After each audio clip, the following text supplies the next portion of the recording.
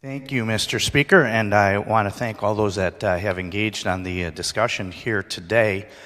When it comes to the U.S., we've actually had a lot of discussion today about the Constitution and touched on it, and the Star-Spangled Banner, and all those things patriotic.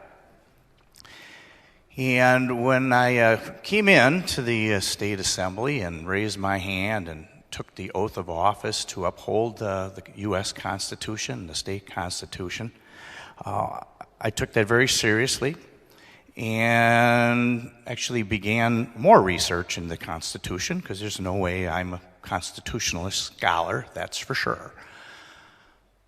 And I came across Article 5 of the Constitution. And Article 5 was put in the Constitution for us, for states, to recognize those states. The states came together, they united to form the federal government. And those framers did realize that we need to keep the federal government in check. That is supposed to be a limited federal government or executive branch. And we're going to leave an option for the states to come forward, and if they have concerns, that they can propose amendments through a convention, an amendment convention. So here it is, and I'm amazed, really, that the states haven't done this to this point in time.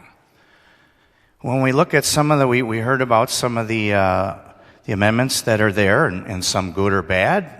Suppose we could create a resolution to call a convention to rescind an amendment. So that option is available to us as state legislatures. But I look at one other amendment. We did hear it referenced, the 19th, women's right to vote. Congress, there's two ways to amend the Constitution: through Congress, congressional action, still ratified by the states, or by the convention of states. And then those are proposals at the convention. Anything that comes out has to be ratified by the states. By us. We're it. We're the deciding people. The 19th took over 20 years of women's suffrage trying to be recognized with the right to vote. And Congress dawdled. Didn't happen.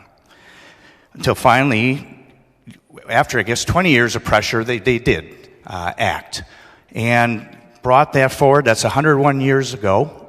Wisconsin was the deciding, ratifying state to approve that amendment.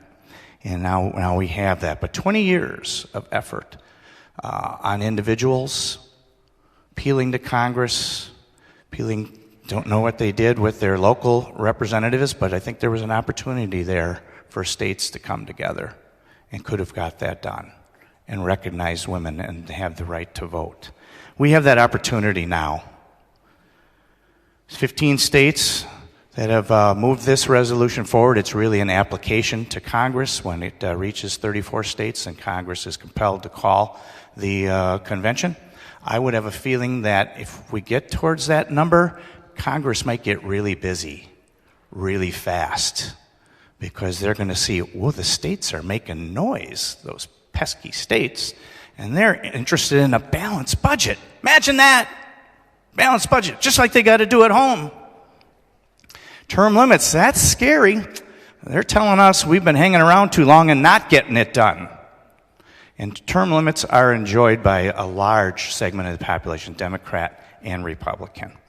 So maybe Congress will get really busy once the states speak up and get close to that number that is needed to call the convention. And that's fine. But in the meantime, we make our effort, as this is authority granted to us in the Constitution. It's just about time we exercise that authority that has been granted to us and make this effort in these three particular areas. I do want to address, it was brought up, I believe from the gentleman from the 43rd, that how do you pick the delegates or commissioners? Actually, here in the state of Wisconsin, we have it in law. And Mr. Speaker, if I could just touch on, read from Wisconsin. All right, Wisconsin Act 83, 2017. Who will pick the appointees? Speaker of the Assembly, President of the Senate, the Governor, the Minority Leader of the Senate. And it goes on, and it's clearly spelled out in law, on the books, who will pick those commissioners. It also gives us that those commissioners, once they go, are under strict rules to only address in this case, the 3 items that we are sending them to a convention for. And finally, there's also recall language here that if they're not acting according to their obligations, we recall them back and they can be replaced. Here in Wisconsin, we have that already in law. And then finally, that ratification process is just, we can't say enough about that, how important and how high of a bar that is. So if these proposed amendments come through a convention, they have to come back here. They have to come back to 50 states, 38 states.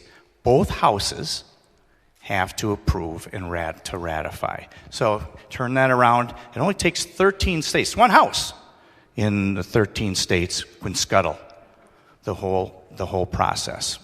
So it comes back to us. We, the ones closest to the people, will make that decision. And we're the ones that are hearing from our constituents, as we've heard here today. They think this is a reasonable and a proper channel for states to be recognized when it comes to amending the U.S. Constitution. So I can't encourage you enough to come forward. I'll reference one other item.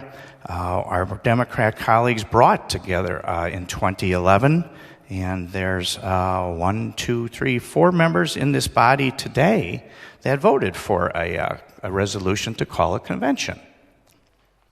So that time, a convention, I guess, wasn't feared by those people. We have the opportunity here again today to call for a convention. So I ask that you join me, and the vote is green. Thank you, Mr. Speaker.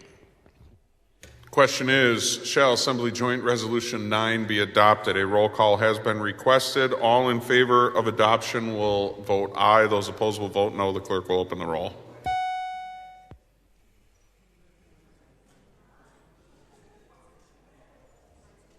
Have all members recorded their vote? If so, the clerk will close the roll. There are 58 ayes, 36 noes. The resolution is adopted. Gentleman from the 5th. Thank you, Mr. Speaker. I stand. I'm here live in Philadelphia at the Tomb of the Unknown Soldier. When you hear the phrase lives, fortunes, and sacred honor, these are the folks we should think of, those who anonymously gave their lives. Well, today you have a chance to volunteer. You need to volunteer for conventionofstates.com, the movement that's going to save the country. These folks were willing to step up and give everything. We need you to give just a little bit. Go to conventionofstates.com and volunteer today.